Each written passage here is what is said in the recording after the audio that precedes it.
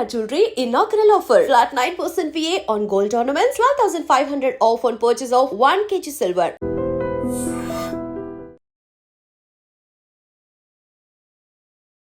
నమస్తే, welcome to iDream media. నేటి వాస్తవంకి స్వాగతం.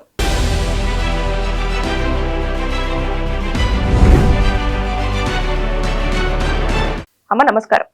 నమస్తే సంగీత. అమ్మ, సోషల్ మీడియాలో లైక్స్కి, షేర్ కోసము, కామెంట్స్ కోసము ఏం చేస్తారంటే వాళ్ళ ప్రైవేట్ లైఫ్ అంతా తీసుకొచ్చేసి పబ్లిక్ చేసుకుంటూ ఉంటారు. అవును, అది ఎంతవరకు సేఫ్ అంటారు? అసలు దానివల్ల ఎలాంటి అనర్థాలు జరిగే అవకాశం ఉంటుంది? అది సేఫ్ అవునా కాదా కంటే మన ప్రైవసీని తీసుకెళ్ళి 10 మందిలో ఎందుకు పెట్టాలి? ఒకప్పుడు క్రికెట్ కామెంటరీ అంటే విపరీతమైన పిచ్చి ఉండేది. రోడ్డు మీద వెళ్తూ కూడా స్కోర్ ఎంత సార్ అని అడుగుతుండేవారు, అంత పిచ్చి ఉండేది. అలా ఇప్పుడు వీళ్ళు ఒక వీడియో పెట్టారంటే దానికి ఎన్ని లైకులు వచ్చాయి, ఎన్ని లైకులు వస్తే అంత గొప్ప. తెల్లారి ఎంత వ్యసనం అయిపోయిందంటే అది ఓపెన్ చేస్తే చాలు ఎవరిదో ఒకళ్ళది, వాళ్ళ డ్యాన్సో, వాళ్ళ మాటో, వాళ్ళ జోకో, ఏదో ఒకటి, దానికి ఎన్ని లైక్లు వచ్చాయని చూడడం. ఇది బాగా ఎడిక్ట్ అయిపోయారు జనాలకు. ఈ లైక్స్కి ఎడిక్ట్ అయిపోయారు, ఈ సోషల్ మీడియాకి ఎడిక్ట్ అయిపోయారు. ఏది పెట్టకపోతే తోచదు. అసలు ఎందుకు పెడుతున్నారు? రకరకాల పోజులు, ఈ యాంగిల్లో, ఆ యాంగిల్లో, ఎన్ని యాంగిల్స్లో చెప్పినా నీది అదే మొహం, మొహమే మారదు కదా. అయినా సరే రకరకాల యాంగిల్స్లో, కొంచెం యంగ్స్టర్స్ అయితే 50 years వరకు రకరకాల యాంగిల్స్లో ఫోటోలు, రకరకాల డ్రెస్సులతో ఎందుకు పెడుతున్నారు ఇవన్నీ? నువ్వు ఎలా ఉన్నావో నీ పెడత మొహం అందరికీ తెలుసు. మళ్ళీ నువ్వు రకరకాల యాంగిల్స్లో కొత్తగా పెట్టాల్సిన పని లేదు కదా. ఇంకా ఫేస్బుక్ ఓపెన్ చెయ్యి, దాంట్లో ఎంతమంది రిక్వెస్ట్లు, ఫ్రెండ్ రిక్వెస్ట్లు ఉంటాయో. నేను అనుకుంటా, బాబు నాకు 70 ఏళ్ళు రా, అయినా నువ్వు ఫ్రెండ్ రిక్వెస్ట్ పెడుతున్నావా నాకు అని అడుగుదామని. ఎప్పుడుదో మనం అది 10 ఏళ్ల కింద అసలు నేను ఫేస్బుక్ మొహం కూడా చూడను. నాకు ఫేస్బుక్ కూడా నాకు తెలియదు కూడా ఇది చేయడం. మా వాళ్ళు ఎవరో పెట్టారు ఫేస్బుక్, దానికి ఫ్రెండ్ రిక్వెస్ట్లు వచ్చేస్తూ ఉంటాయి. నేను ఒక్కటి కూడా ఓపెన్ చేయను, ఏది చూడను, ఏది యాక్సెప్ట్ చేయను. అయినా సరే అంటే నాకంటే వయసు అయిపోయింది కాబట్టి అంత ఎడిక్షన్ లేకపోవచ్చు. యంగ్స్టర్స్కి ఎంత ఎడిక్షన్ అంటే అది ఫేస్బుక్లో లైకులు రాకపోతే వీళ్ళు డిప్రెస్ అయిపోతారు. అయ్యో నా ఫేస్బుక్కి వాళ్ళ లైకులు రాలేదు, అయ్యో ఫేస్బుక్లో లైకులు వచ్చాయంటే ఆనందపడిపోతారు. బా నాకు ఎన్ని లైకులు వచ్చాయో అని. ఫేస్బుక్లో ఎవరి లైక్ కొడితే ఎంత, కొట్టకపోతే ఎంత, నీ ఫ్యామిలీ నీకు ముఖ్యం. నీ ఫ్యామిలీలో నిన్ను లైక్ చేయడం నీకు ముఖ్యం. వాడెవడో కోన్కిస్గా కొట్టంగా లైక్ చేస్తే ఎంత, మా అంతే ఎంత.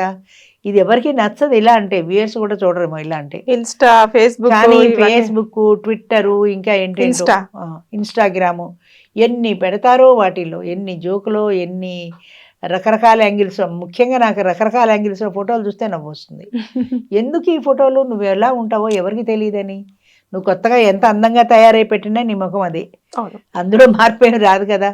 అయినా సరే వాడు ఎవడో కామెంట్, ఇందులో మీరు చాలా అందంగా ఉన్నారు, చాలా బాగున్నారు అనగానే ఫీల్ అయిపోవాడు. కోన్కిస్గా కొట్టంగాడు, ముక్కు ముఖం తెలియనాడు అందంగా ఉన్నారంటే నువ్వెందుకు ఫీల్ అయిపోవాలి?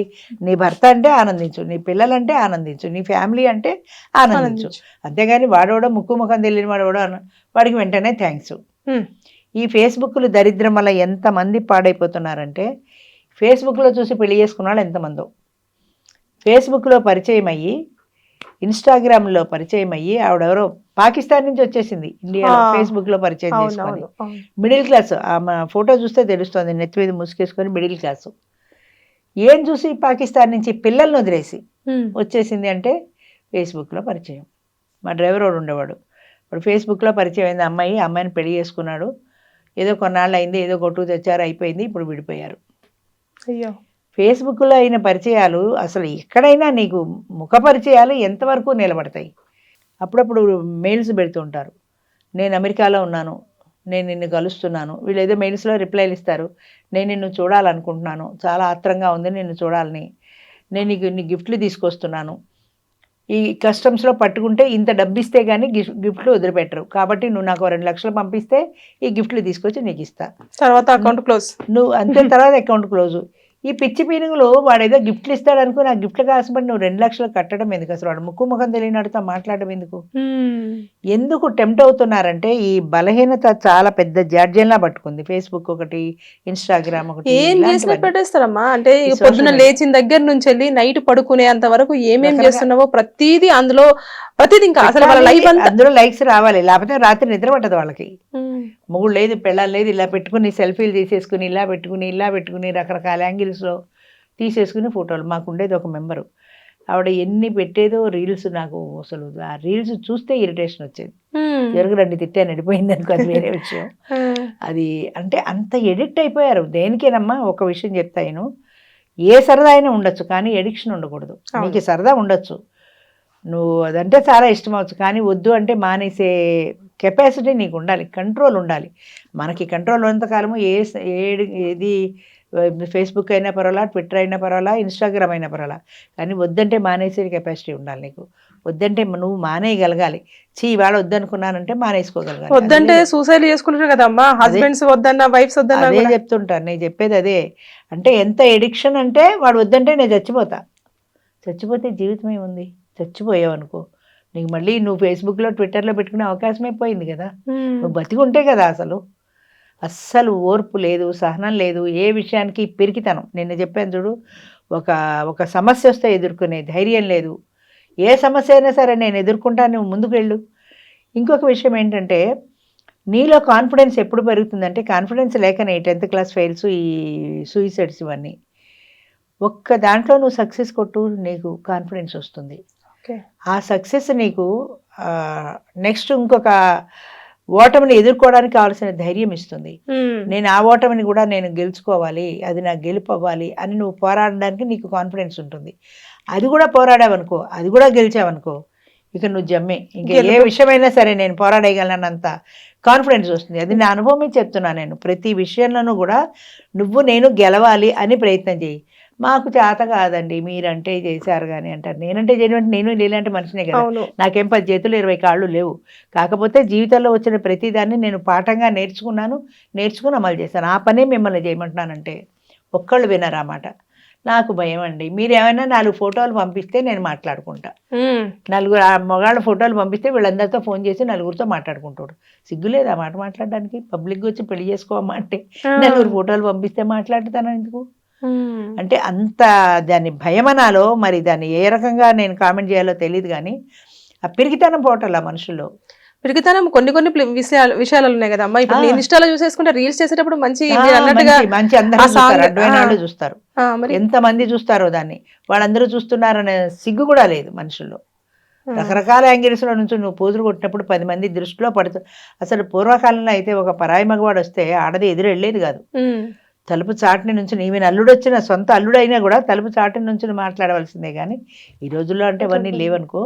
ఒకప్పుడు అంత జాగ్రత్త ఉండేది ఆడదంటే, అసలు పరాయి వాడికి కనపడకూడదు అని. జోళ్ళు వీధిలో విడిచిపెడతారు, ఆడదాన్ని వంటగదిలో పెడతారు. ఏమిటి తేడా? జోళ్ళేమో వీధిలో ఉంటాయి, ఆడదేమో ఇన్ని గదులు అవతల ఎక్కడో వంటగదిలో ఉంటుంది. ఆడదాన్ని ఎందుకు అంత వెనక్కి పెట్టాలి అని అడిగితే ఆయన ఏం చెప్పాడంటే, జోళ్ళు ఎక్కడున్నా ఒకటి, వీధి గదిలో ఉన్నా ఒకటి, రోడ్డు మీద ఉన్నా ఒకటి, వాటికి వాల్యూ లేదు. కానీ ఆడది చాలా విలువైనది. వెండి గంచం ఎక్కడ దాచుకుంటాం? రోడ్డు మీద పడేయం కదా, భద్రంగా ఇనపెట్లో పెట్టుకుంటాం, లాకర్లో పెట్టుకుంటాం. ఎందుకని? అది చాలా విలువైనది, దాన్ని భద్రపరుచుకోవాలి. అలాగే స్త్రీ కూడా చాలా విలువైనది, దాన్ని భద్రపరుచుకోవాలి. కాబట్టి వీధి గది, పడగది, వరండా, ఇన్ని గదులు దాటి లోపల ఎక్కడో పెట్టాం. దాన్ని నువ్వు తప్పుగా అనుకోక నాయన, దాన్ని లోపల పెట్టామంటే భార్య అంత విలువైన వస్తువు కాదు, విలువైన ప్రాణి. కాబట్టి ఇన్ని దాటుకుని వెళ్ళాలి, ఎవరైనా వెళ్ళాలంటే ఆవిడ దగ్గరికి. అంచేత అంత భద్రంగా పెట్టాం. ఏదో జోళ్ళు ఎక్కడున్నా ఒకటి, కాబట్టి వాటిని విధిలో పడేసాం. అంటే ఒక పనిని సమర్థించడం కూడా ఎంత చాకచక్యం ఉండాలి. అంచేత ఏంటంటే ఈ ఎడిక్షన్ అనేది తగ్గాలమ్మా మనుషులకి. అది చెప్పడం తేలికే కానీ ఏ విషయంలోనే సరే, నీకు ఇవాళ కాఫీ ఉంది, కాఫీ వద్దు అంటే నువ్వు మానేయగలిగిన కెపాసిటీ నీకు ఉండాలి. అబ్బా కాఫీ తాకపోతే నాకు తలనొప్పి వచ్చేస్తుంది బాబు, నాకు చిరాకు వచ్చేస్తుంది. ఎడిక్షన్ ఏదంతా ఖచ్చితంగా నాకు చిరాకు వచ్చేస్తుంది బాబు, కాఫీ లేదే నేను ఉండలేను బాబు. ఎందుకు ఉండలేవు? అసలు నేను ఎందుకు ఉండలేను అని ఒక్కసారి ప్రశ్నించుకో. 4 రోజులు ప్రయత్నం చేయి, 5వ రోజు నీకు అదే అలవాటు అవుతుంది. పుట్టుకతో ఏది రాదమ్మా, ఇవన్నీ మనం నేర్చుకున్నామే. మా పిల్లాడు ఫోన్ లేదే చూడడండి, అన్నం తినడండి, ఇదంతా మనం వాడికి ఫోన్ ఇచ్చి అలవాటు చేసేది కదా. అంటే ఇప్పుడు ప్రైవేట్ లైఫ్, పబ్లిక్ లైఫ్ అనేది తేడా లేదంటారు ఇప్పుడు. అది పబ్లిక్ లైఫ్లో ప్రైవసీ ఉండాలన్న విషయాన్ని విస్మరిస్తున్నారు జనం. ఇది నా పర్సనల్ లైఫ్, దీనికి కొంత ప్రైవసీ ఉంది, ఇది 4 గోళ్ల మధ్యనే ఉండాలి, దీన్ని తీసుకెళ్ళి నేను రోడ్డు మీద పెట్టకూడదు, నా గుప్పెట్లో ఉండాలి అన్న విషయాన్ని విస్మరిస్తున్నారు. 10 మంది చూడాలి. ఇప్పుడు మనం బయటకు వెళ్తే మంచిగా తయారయ్యి ఎందుకు, ఎవరి కోసం అని వీధిలో వాళ్ళు చూడడానికి భర్త ఎదురుకుండా ఏమో దిక్కుమాల వేసుకుని జిడ్డు గారుకుంటుండి నైట్ బయటకు వెళ్ళినప్పుడు మంచిగా తయారై వెళ్తాం. నిజమే, కరెక్టే. కానీ ఎందుకు బయట వాడు చూడడానికా అబ్బా ఆవిడ చీర ఎంత బాగుంది అని వాడు మెచ్చుకోవాలనా? ఎందుకు వెళ్తున్నాం అంటే మనకే ఏదో తెలియని బలహీనత. బయటకు వెళ్ళినప్పుడు పరిశుభ్రంగా ఉండాలి. నిజమే, శుభ్రంగా ఉండు, వద్దని లేదుగా. ఎక్స్ట్రా నగలు పెట్టుకుని, ఎక్స్ట్రా మేకప్ చేసుకుని, ఎక్స్ట్రాలు పెట్టుకుని, ఈ ఎక్స్ట్రాలు ఎందుకు అంటే ఎదురు వాళ్ళు ఆకర్షించాలా నిన్ను? కాదు, ఆకర్షించడానికి కాదు, కానీ 10 మందిలో మనం అందంగా కనపడాలి అనే ఒక తాపత్రయం. ఆ తాపత్రయం వరకు అయితే పర్వాలేదు, అది కొంచెం శృతి మించితే ప్రమాదం. ఇలాగే ఈ ఇప్పుడు ఫేస్బుక్లు లైకులు ఈ ఎడిక్షన్లోకి వెళ్ళిపోతారు. ఎన్ని లైకులు వస్తే అంత గొప్ప. ఆవిడకి 10 లైకుల కంటే రాలేదనుకో ఆ రాత్రి నిద్ర కూడా పట్టదు మనిషికి. అంతలా ఎడిక్ట్ అయిపోతున్నారు. అలాంటి ఎడిక్షన్ దీనికే కాదు, దేనికి పనికిరాదు ఎడిక్షన్. ఇవాళ వద్దు అంటే వద్దు, అంతే, మానేయాలి. మానేసే కెపాసిటీ మనకి రావాలంటే నిగ్రహం. ఫస్ట్ లో కూడా నేను ఏదో చెప్తున్నా, ఆత్మ నిగ్రహం ఉండాలి. పూర్వం ఋషులు మునీశ్వర్లు నిగ్రహం కోసం తపస్సు చేసేవాళ్ళు. వాళ్ళు తపస్సు భంగం చేయడానికి ఇంద్రుడు రంభా వరసి మేనకల్ని పంపించేవాట. వాళ్ళ తపస్సు భంగం చేయడానికి. అయినా సరే వాళ్ళు భంగపడేవారు కాదు, మేనకని కన్నెత్తి కూడా చూసేవారు కాదు. పాపం విశ్వామిత్రుడు మాత్రం రమ్మని చూశాడు, పడిపోయాడు. అంచేత అది ఆ నిగ్రహం చాలా ప్రధానం. అలాగే ఇప్పుడు మనము ఏదైతే ఇన్స్టా కానివ్వండి, మీరు అన్నట్టు ఫేస్బుక్ కానివ్వండి, ఇలాంటి వాటిలలో మనము అన్ని వీడియోస్ చేసి పెడుతూ ఉంటామా, అవి వాళ్ళు తీసేసుకొని మళ్ళీ తర్వాత మనకు లైఫ్ థ్రెటనింగ్ అనేది కూడా జరుగుతూ ఉంది కదా, అది ఎట్లా చూసుకోవచ్చు? అంటే ప్రైవేట్ లైఫ్ అనేది లేకపోవడం వల్ల మీరు చెప్పినట్టు ఎంత చిక్కులలో పడే అవకాశం ఉంటుంది? పడుతున్నారు తెలియక. అంటే అది అలాంటి ప్రమాదం వస్తుంది నాకు అని ముందు జాగ్రత్త పడరు.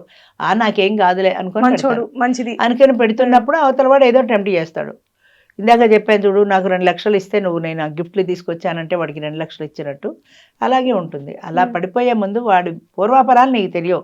ఫేస్బుక్లో మాట్లాడడం తప్ప మనిషి వ్యక్తిగతంగా నీకు పరిచయం లేడు.